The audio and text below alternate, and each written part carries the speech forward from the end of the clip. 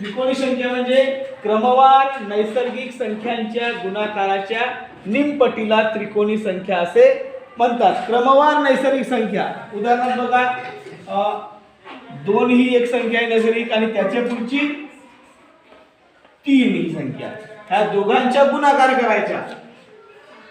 बेत्रित 6 आणि याची निमपट, निमपट म्हणजे काय, 2 न भाग द्यायच्या, 2 न भाग द्यायच्या.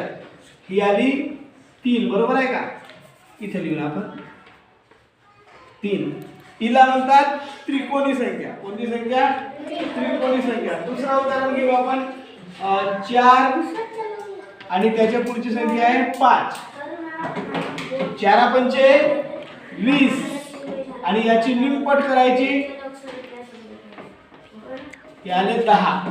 ही सुद्धा त्रिकोणी संख्या आहे. म्हणजे त्रिकोणी संख्या म्हणजे काय, तर 2 क्रमवार नैसर्गिक संख्यांच्या गुणाकार आणि त्याची निमपट म्हणजे अर्धे करायचे, 2 न भाग द्यायचे. जो उत्तर येईल त्याला म्हणतात त्रिकोणी संख्या. आणि 1 ते 100 पर्यंत, किती, 1 ते 100 पर्यंत